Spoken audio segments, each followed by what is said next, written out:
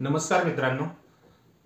आत्ताच बातमी हाती येते की केज कोर्टाने विष्णू चाटे जे सरपंच हत्याकांड मस्साजोग आणि बीड येथे घडलेल्या जे संतोष देशमुख यांचा हत्याकांड अपहरण करून हत्या झाली, निर्गुण हत्या, त्या संदर्भाशी जुळीत असलेला जो आवादा कंपनीला जी खंडणीची मागणी झाली होती त्या खंडणीच्या मागणीमध्ये प्रमुख आरोपी असलेला विष्णू चाटे यांना आज न्यायालयीन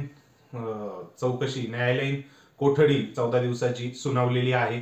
त्यामुळे त्यांची रवानगी आता न्यायालयीन कोठडीसाठी झालेली आहे आजपासून. सो ह्या गोष्टी ऐकून अक्षरशः म्हणजे आता खरंच जे देवेंद्र फडणवीस साहेब आणि म्हणजे जे सर्व नेते, महाराष्ट्र राज्याचे नेते सर्व आपल्याला सांगतायत की ह्या तपासामध्ये कुठेही कमी पडणार नाही, प्रत्येकाला न्याय मिळेल. जे काही बोलतायत त्याचं फक्त बोलण्यापुरतंच राहिलेलं आहे. हे सत्य समोर येत आहे. आणि तुम्ही कितीही लपवा, काहीही लपवा, जे मंत्री महोदयांचा राजीनामा मागितला जात होता तो का मागितला जात होता, तो याच गोष्टींसाठी. काय आहे गोष्ट ती मी आता सांगतोयच तुम्हाला. तत्पूर्वी चॅनलला सबस्क्राईब करा आणि आपले विचार कमेंटद्वारे नक्की कळवा. व्यक्त व्हा. व्यक्त झाल्याशिवाय गोष्टी खूप म्हणजे मागे पडत चाललाय, कारण बोलणारेच कुणी नाहीयेत. त्यामुळं जे घडतंय ते चुकीचं घडतंय हे सांगणारही कुणी आता मला दिसत नाहीये. काही ठराविक जे मोर्चे निघतायत त्यामध्येच फक्त न्याय पाहिजे असं म्हटलं जात आहे, परंतु आज जो गोष्ट घडलेली आहे ती स्पेशल चपराक आहे सगळ्या सिस्टमसाठी. जेवढे लोक न्यायाची भीक मागतायत, न्यायाची सरकारकडे हे करताय, आणि सरकारही प्रत्येक गोष्टींवरती, प्रत्येक फोरमवरती बोलतंय की आहे आम्ही न्याय देऊ, कोणालाही सोडणार नाही. परंतु आता विष्णू चाटे यांना जी न्यायालयीन कोठडी दिली, तुम्हाला पहिली तर गोष्ट याचा रेफरन्स सांगतो. पोलिसांची कस्टडी होती विष्णू चाटेंना. विष्णू चाटे आवादा कंपनीच्याकडे जी खंडणी मागितली त्यामध्ये प्रमुख आरोपी आहेत.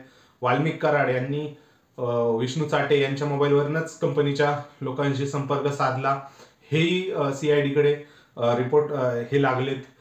परंतु पोलिसांना काही पुराव्याअभावी त्यांना न्यायालयात हे स्पष्ट करता आलं नाही की पोलीस कस्टडी का पाहिजे, विष्णू चाटेची का पोलीस कस्टडी वाढवली गेली पाहिजे, त्यांचा खरंच सरपंच देशमुखांशी काही लिंक आहे का त्या घटनेशी, याचेही पुरावे पोलीस दाखवू शकले नाही.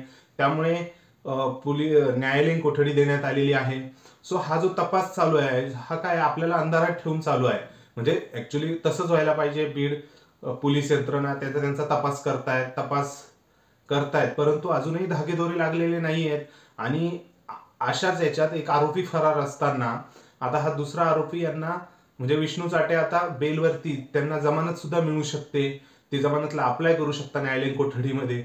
म्हणजे पुढच्या वीकमध्ये विष्णू चाटे जर जेलमधनं सुटले, त्यांना जर बेल मिळाली, तर याचं नवखं काही वाटू नये ह्यासाठी म्हणजे प्रयत्न झालेले आहेत. आणि तुम्ही कितीही म्हणा, परंतु मंत्री महोदय हे मंत्रीच असताना किती प्रभाव पडू शकतो हे आता या घटनेवरनं कळू शकतंय आपल्याला.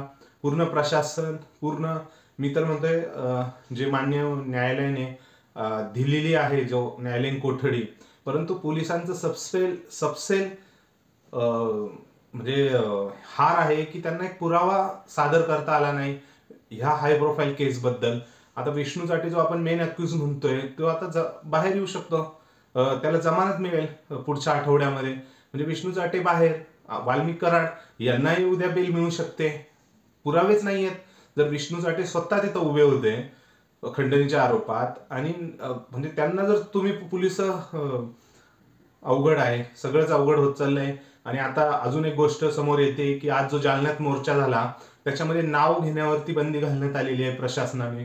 कुठल्याही राजकीय नेत्याला, कुठल्याही सत्ताधारी नेत्याला किंवा विरोधी नेत्यावरती नाव घेऊन बोलायचं नाही, यासाठी नोटिसा बजावण्यात आलेल्या आहेत. सो त्या पद्धतीने सुरेश धसई तब्येत घसरल्यामुळे जे आवाज उठवत आहेत ते सगळे आज या मोर्चापासून लांब राहिले.